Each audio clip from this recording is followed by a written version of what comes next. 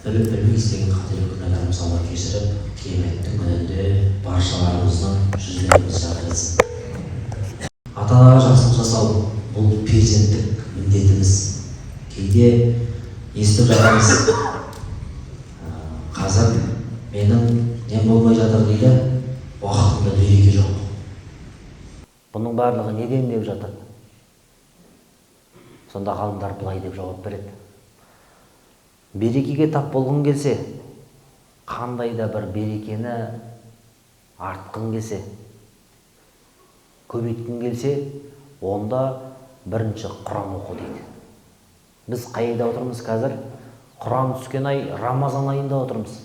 Ал осы Құран түскен айда барынша Құранды көбірек оқитын болсақ, ол бізге береке болып келеді. Екінші, ғалымдарымыз айтады, ол ата-анаға жақсылық жасауды бұйырады. Жақсылық жасауды, ол кісілерге жақсы сөз сөйлеуді, оларға барынша құрмет, ілтипат, жақсылықты жасау, оларға қанша жақсы іс жасаған сайын Алла тағала біздің өмірімізге, әрбір сағатымызға, секунд, минуттарымызға дейін Алла тағала береке беретіндігін ғалымдарымыз алға тартады. Сондықтан мына бүгінгі біздің тақырыбымыз да ата-ана турасында болмақ. Яғни ата-ана адам баласы үшін ең жақын әрі қастерлі жандар. Олар бізді дүниеге алып келіп, түн ұйқысын төрт бөліп, қанша қиналса да тұмсықтыға шоқтырмай, қанаттыға қақтырмай, ешкімнен кем қылмаймын деп, күні түні жұмыс істеп, осыларды қалай адам қылсам, осыларды қалай жеткізсем деп, қаншама қиындықтарды бастан өткізіп, сол бізден сізді, яғни ата-ана баласы үшін қаншама жақсылықтарды жасап тер төкті. Ал енді осы отбасының нәпақасын табам деп жүгін көтеріп, тірек болып, ал ана жүрек мейіріммен әлдилеп, шексіз қамқорлығымен жан жылуын төгіп өсірген. Құранда, исламда Алла тағала ата-ананың орнын бұлай деп көрсетеді. Бисмиллахир-рахманир-рахим. وَقَضَى رَبُّكَ أَلَّا تَعْبُدُوا إِلَّا إِيَّاهُ وَبِالْوَالِدَيْنِ إِحْسَانًا إِمَّا يَبْلُغَنَّ عِندَكَ الْكِبَرَ أَحَدُهُمَا أَوْ كِلَاهُمَا فَلَا تَقُل لَّهُمْ أُفٍّ وَلَا تَنْهَرْهُمَا وَقُل لَّهُمَا قَوْلًا كَرِيمًا деп айтады. Алла тағала өзіне ешқандай серік қоспауды бұйырады. Ата-анаға жақсылық жасауды бұйырып, өзіне ешқандай серік қоспауды бұйырып, ата-анаға жақсылық жасауды бұйырады. Қараңыз, яғни Алла тағала өзіне ешқандай серік қоспауды бұйырғаннан кейін артынша ата-анаға жақсылық жасауды бұйырып жатыр. Және олардың екеуі, не болмаса біреуі жанында қартаятын болса, وَلَا تَقُلْ لَهُمْ أُفٍّ оларға үф деген сөзді айтпаңыздар дейді. Кейде біздің қандай да бір уақытымыз болмаса, бір кино көріп жатсақ, не болмаса футбол көріп жатсақ, не болмаса қандай да бір іспен шұғылданып жатқан уақытымызда әкеміз, не болмаса анамыз, ананы алып бере қойшы, не болмаса ана жерге барып бір нәрсені жасап алып келші, болмаса ана жерге барып бір нәрсені істеп келші деген кезде біз не айтамыз? Туф, мама, қоя тұршы. Не болмаса туф, әке, қоя тұршы деп айтамыз. Құранда Алла тағала не деп жатыр? وَلَا تَقُلْ لَهُمْ ұф деген сөзді айтпаңдар деп жатыр. Ғалымдарымыз айтады, егер үф деген сөзден де жеңіл сөз болғанда, Алла тағала бұл нәрсені келтіруден ұялмас еді дейді. Яғни үф деген сөзден жеңіл сөз жоқ. Бірақ сол нәрсені Алла тағала не деп жатыр? Үф деп айтпаңдар деп жатыр. وَلَا تَنْهَرْهُمَا وَقُلْ لَهُمَا قَوْلًا كَرِيمًا ол екеуіне тек қана жақсы сөзді сөйлеңдер дейді.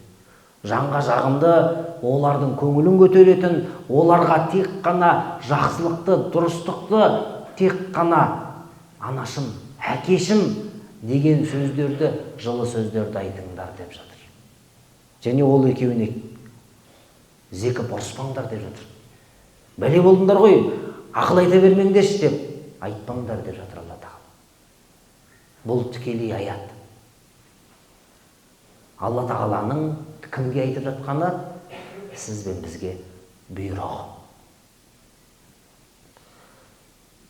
Яғни бұл аятқа қатысты бірнеше ғалымдар былай деп түсініктеме береді. Солардың бірі Мужахид деген ғалым. Алла оған разы болсын, Алла оған рахмет етсін. Егер ата-анаң сенің қасында қартайып, олардан қолайсыз, жағымсыз нәрсені көрсең де, оларға үф деп ренішіңді көрсетпе дейді. Керісінше олардың үлкен және кіші дәреттерін тазалап, қызметтерін атқар дейді. Өйткені олар да сен кішкентай кезіңде сенен жеркенбей бүкіл нәрсеңді тазалап, сені тазалықпен өсірген дейді. Құранда да Алла Тағала не деп жатыр? Мынау кішкентай күнімде тағы бір басқа аятта келтіреді.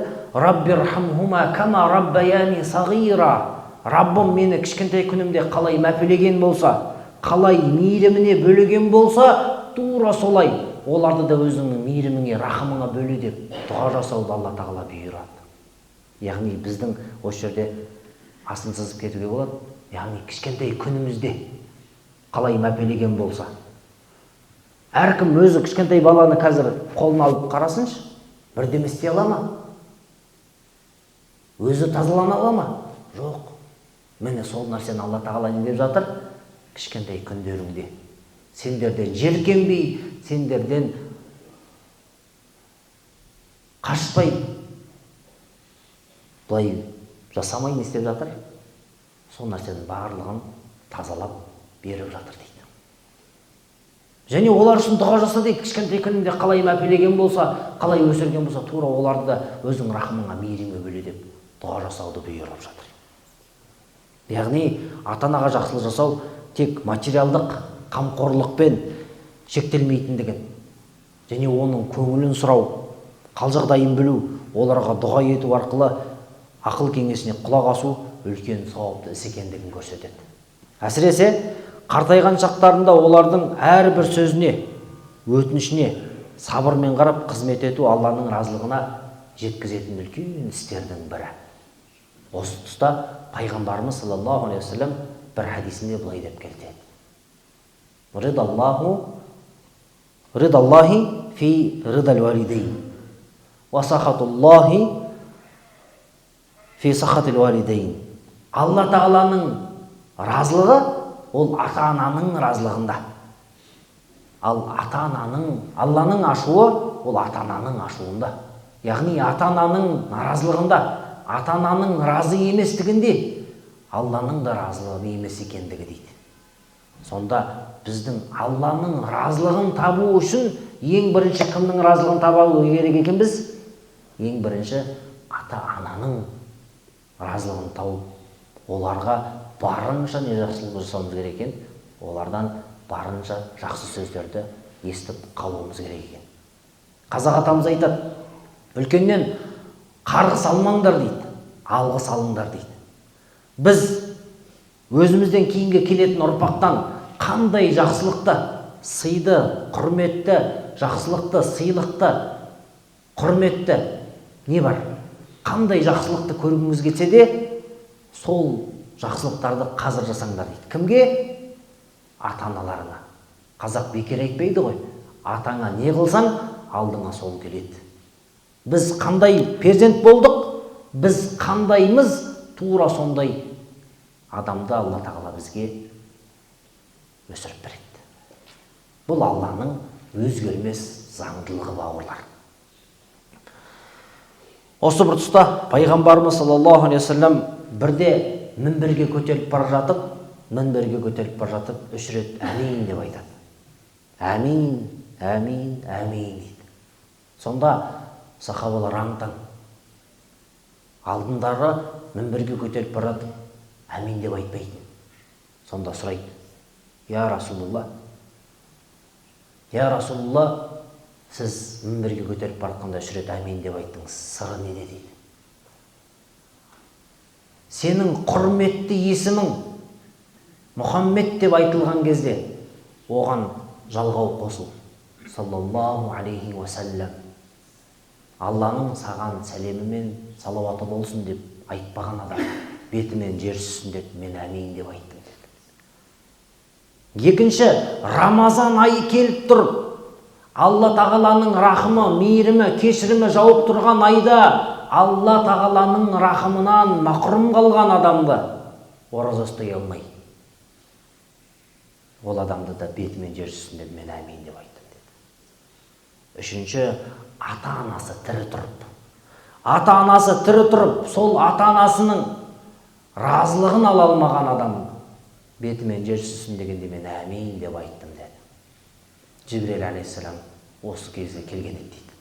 Осы сөздерді айтты маған дейді. Сол кезде мен әмин деп айттым дейді. Көрдіңіздер ме бауырлар? Яғни қашан пайғамбарымызды меңзеген уақытта оған саллаллаху алейхи уассалям деген сөзді айтуымыз міндет болады. Өйткені Құранда Алла тағала не дейді? Я айюхаллазина аману саллу алейхи ва саллиму таслима. Инналлаха ва малаикатаху юсаллуна аля наби. Расында Алла тағала және періштелері пайғамбарға салауат айтады. Ей иман келтіргендер, сендер де пайғамбарға салауат айтыңдар. Бұл парыз. Екінші нәрседе ол парыз. Ол не? Ол Рамазан айында. Рамазан айы келіп тұрып, Алла тағаланың рахым, мейірімі, кешірімі жауып тұрған айда ораза ұстау. Үшінші, ата-анамыз тірі тұрған кезде сол ата-анамыздың разылығын алуға барынша тырысуымыз керек. Пайғамбарымыз саллаллаху алейхи ва саллям мына бір хадисінде былай деп келтіреді. Қандай өкініш дейді. Ата-анасы тірі тұрып жәннатқа кіре алмаған қандай өкініш деп айтады. Сондықтан кімде-кімнің ата-анасы бар болса, жанында болса, қасында болса, барынша не жасасын, оған қызмет етсін. Ал егер ол кісілер бұл дүниеден озып кеткен болса ше, онда оның сол туғандарына, туыстарына, жақындарына, әпке, қарындастарына, аға, інілеріне, бауырларына құрмет көрсетсін. Олар үшін көбірек дұға жасасын. Бағана жоғарыда айтылып кеткендей, Раббирхамхума кама раббаяни сағира. Раббым мені кешірші. Раббирхамхума кама раббаяни сағира. Раббым ата-анамды кешірші. Кішкентай күнімде қалай мәпелеген болса, мейіріміне бөлеген болса, тура оларды өзің мейіріміне бөлеш деп айт. Тағы бір аятта Раббирхфирли, Раббым мені кешір, вали валидайя, ата-анамды кешірші деп дұға жаса дейді. Көрдіңіздер ме? Яғни Алла тағаланың өзі сол ата-анамыз үшін дұға жасауды бізге бұйыруда бауырлар. Яғни біз ата-анамыз үшін ең үлкен дұға жасауда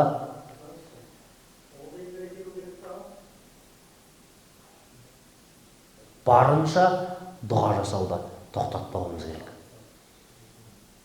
Кімде-кім намаздан кейін, парыз намаздан кейін дұға жасаса дейді, әке-шешесі үшін оған үлкен не бар дейді? Ең үлкен жақсылық берекелері бар дейді. Сондықтан намаздан кейін барынша әке-шешемізді дұғаға қосуымыз керек. Әкеге жақсылық жасау ол перзенттік міндетіміз.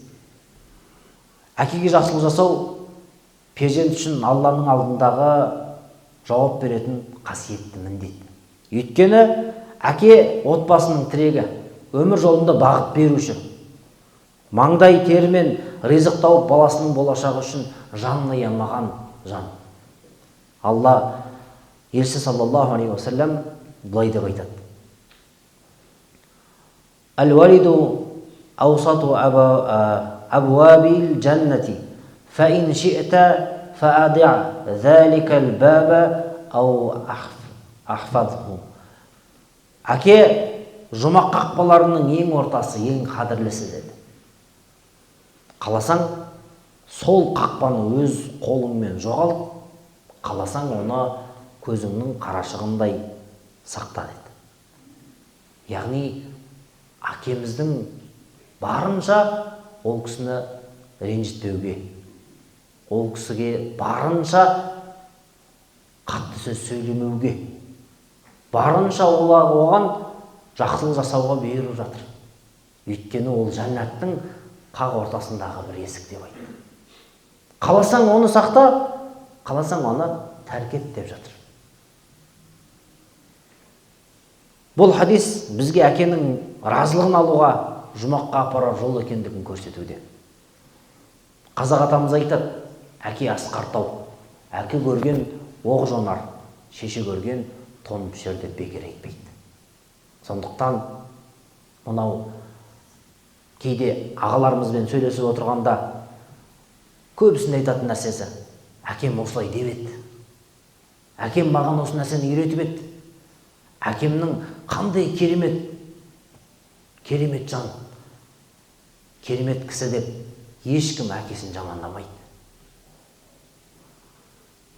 Бауырым бар, сол бауырым айтады, трассаға шыққан кезде, жолға шыққанда әрдайым әкесін есіне алады. Шыққан кезде айтатын, қатты жүрмейікші деп. Әкем айтатын дейді, трасса ол сенің құрдасың емес, ол қателікті кешірмейді деп. Тура сол сияқты әркімнің де өз әкесі ол биік. Сондықтан әкелеріміз бар болса, жанымызда болса, барынша ол кісілермен сөйлесейік. Олардың өмірден түйгені өте көп ағайын.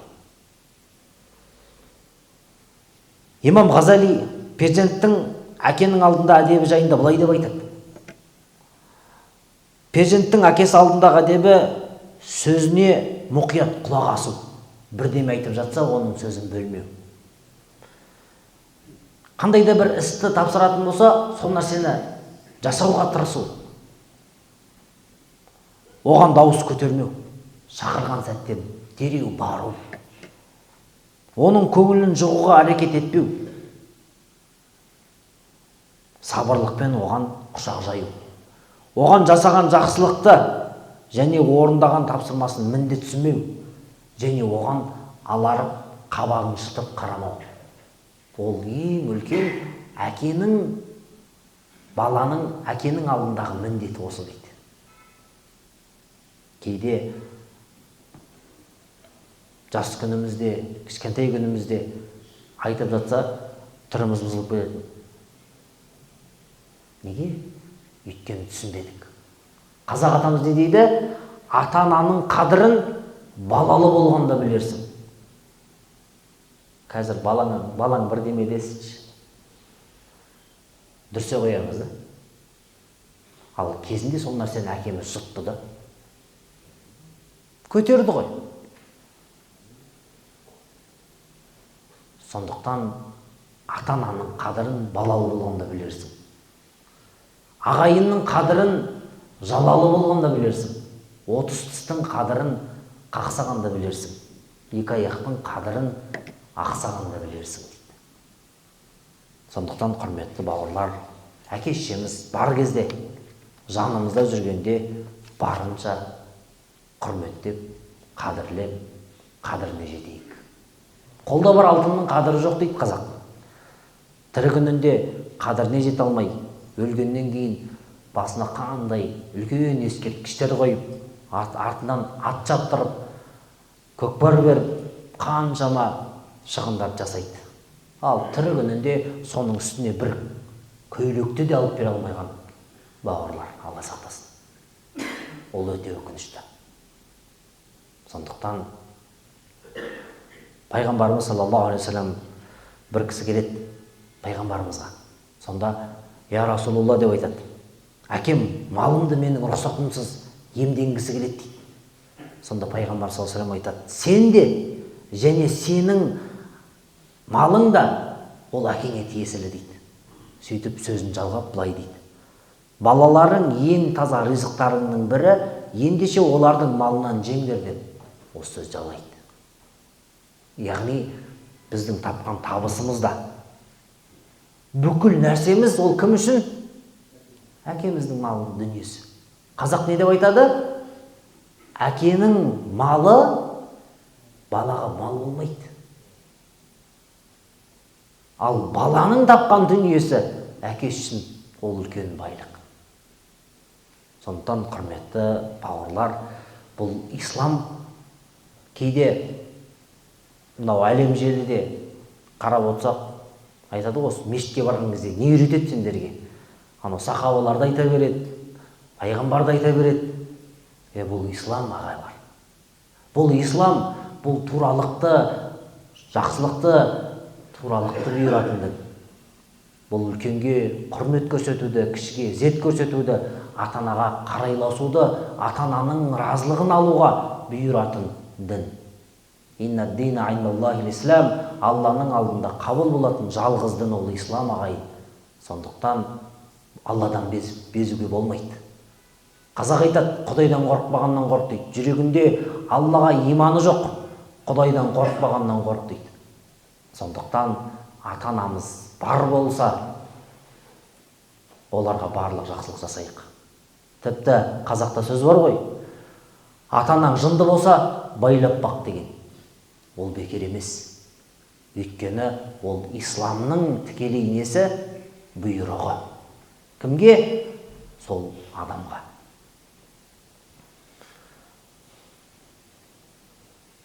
Анаға жақсылық жасау, бұл да үлкен перзенттік міндетіміз.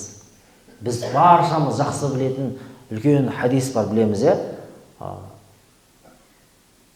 Жәннат ол ананың табанының аяғының астында деген хадис бар. Осы бір хадисті бірде Жахима радиаллаху анху Алла саллаллаху алейхи вассаламға келіп, "Уа Алланың елшісі, мен Алла жолында ғазауатқа шыққым келеді" деді. Сонда пайғамбарымыз саллаллаху алейхи вассалам, "Анаңыз бар ма?" деді. "Иә" деді, "Анам бар" деді. Пайғамбарымыз саллаллаху алейхи вассалам айтты, "Онда анаңа қызмет ет. Оның жанынан табыл, өйткені жұмақ ананың табанының аяғының астында" деді. Сондықтан, құрметті бауырлар, мынау үлкен бір мемлекеттің басшысы анасының аяғын сүймей жатпайды екен. Сол кісіге қаншама нелер жасалды, қастандық жасалды. Алайда Алла тағаланың қалауымен амандықта болып жатыр. Кім үшін? Сол анасының дұғасы үшін. Пайғамбарымыз саллаллаху алейхи вассалам хадисінде келтіреді, 3 адамның дұғасы міндетті түрде қабыл болады, қайтарылмайды. Ол кім? Ең бірінші мазлұмның дұғасы. Қорқуымыз керек ағайын. Біреуге мазлұмдық жасаудан, зұлымдық жасаудан қорқуымыз керек. Егер ол кісі қолын жай дұға жасаса, "Я Раббым, менің кінәм жоқ, Аллахым мынаны түбімен құрт" десе, оның дұғасы міндетті түрде қабыл болады. Яғни оның ешқандай несі жоқ, кінәсі жоқ болып тұрып, оның мойнына бір нәрсені іліп жіберген болса, оның дұғасы міндетті түрде қабыл болады. Мазлұмның дұғасынан қорқыңдар. Екінші, ата-ананың баласы үшін жасаған дұғасы міндетті түрде қабыл болады, қайтарылмайды. Кейде жеңгелеріміз, әпкелеріміз ұрсып жатады балаларына. "Ей, оңбаған, сорлы, жексұрын, мына нәрсен дұрыс емес" деп. Ал бұл нәрселер өте қиын. Неге? Өйткені періштелер әмин дейтін уақыт бар. Пайғамбарымыз саллаллаху алейхи вассалам хадисінде бар ғой, білесіздер, Жұма уақытында бір уақыт бар, бір сәт бар, періштелер әмин деп тұрады. Кімнің сол әмин деген сөзі, періштелердің әмин деген сөзімен сәйкес келетін болса, сол айтып жатқан сөзі, оның бүкіл дұғасы қабыл болады. Ал енді сол кезде ашумен оңбаған, жексұрын, неше түрлі албатты сөздерді айтып жатсақ, сол кезде періштелер әмин десе, не болады? Ертеңгі күнде баланың тағдыры не болады? Сондықтан қазақ бекер айтпайды, 10 күнәнің 9-ы тілден, мынау басқа бәле тілден келеді. Оны сырттан іздемеңіз, оны тілімізден табамыз.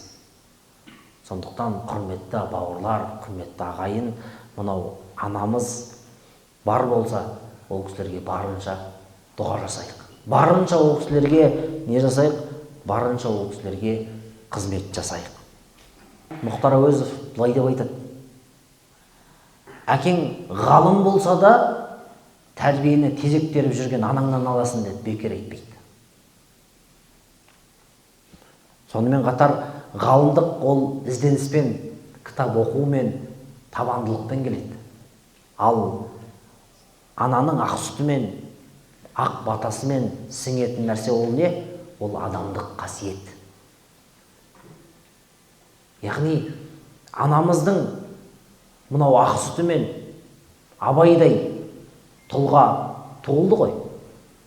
Яғни ол немен жасалды? Сондай бір тазалықпен, сафпен оған жақсылық берілді. Дәретсіз емізбеген деген сөздер бар ғой. Яғни дәретсіз емізбеу. Оның әрбір ішуінде, жеуінде тазалықты оған қатты мән беру. Ол үлкен жауапкершілік ағайын. Абдулла ибн Умар радиаллаху анху бірде Қағбаны тауып етіп жүргенде бір кісінің анасын арқалап жүргендігін көреді. Сөйтіп Қағбаны айналып жүріп былай деп айтып келеді: расында мен анам үшін жуас көлігімін дейді. Егер оның мінген көліктері үрксе, мен үркімеймін дейді. Сонда Ибн Омарға бұрылып: о Омардың ұлы деді, мен жасаған ізгі ісім үшін анамның алдындағы ақысын өтей алдым ба деп сұрайды. Сонда бір ғана толғақтағы, бір қиналған демінің өзін несін өтей алмадым дейді, орнын өтей алмадым дейді. Қаншама оны көтеріп жүрсең де, тіпті анау сөз бар ғой: анаңды Меккеге 3 рет көтеріп арқалап апарсаң да, оның міндетінен құтыла алмайсың. Оның парызынан құтыла алмайсың деген.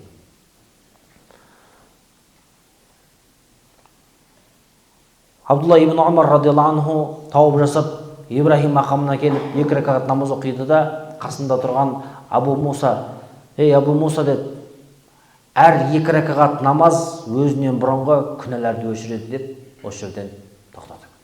Яғни ата-анаға жақсылық жасауды бұйыру, ата-анаға жақсылық жасау ол біздің жолымызды ашатын дүниелерден. Кім-кім ата-анасының разылығын алатын болса, ол адамның шоқтығы биік, оның дәрежесі биік боларына анық. Ал кім-кім ата-анасын наразы етіп, оларды ренжітетін болса, ол адам бұл өмірде де, ақиретте де жақсылық таба алмайтыны анық. Сондықтан ата-анамыздың разылығын табуға, Алланың разылығын табуға асығайық ағайын. Және бағана жоғарыда айтып кеттік, ата-аналарымыз үшін көбірек дұға жасауда, сол дұға жасауда барынша табандылық танытуды, Аллахым олардың күнәләрін кешірілуін барынша көбірек дұға жасауда Алла Тағаланың өзі Құран-ы Кәрімде бізге бұйырады. 4-ші, ата-анаға жақсылық жасау берекелі өмірдің кілті. Құранда Алла Тағала аят келтіреді: "Уассайнал инсана биуалидейхи ихсана". Адам баласына, әке-шешесіне жақсылық істеуді өсиет еттік.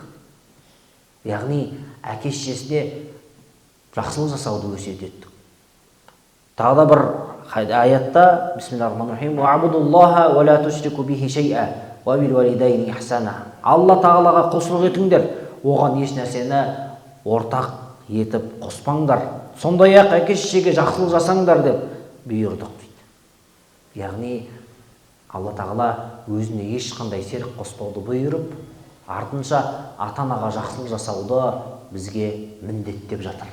Сондықтан құрметті ағайын, кімде-кімнің ата-анасы бар болса, жанында болса, оларға барынша көбірек жақсылық жасап, олардың дұғасын алуға асығуымыз керек. Ал егер ол кісілер бұл дүниеден озған болса, ол кісілер үшін қолымызды жайып көбірек дұға жасауымыз керек. Алла баршамыздың дұға тілектерімізді қабыл, Алла тағала мұраттарымызды асыл етсін. Осы қасиетті Рамазан айында ұстап жатқан оразаларымызды Алла өзі қабыл етсін. Артық айтсам кешірім сұраймын. Алла баршаңызға береке берсін. Алла баршаңызға жақсылық берсін иншалла. Алхамдулилlah.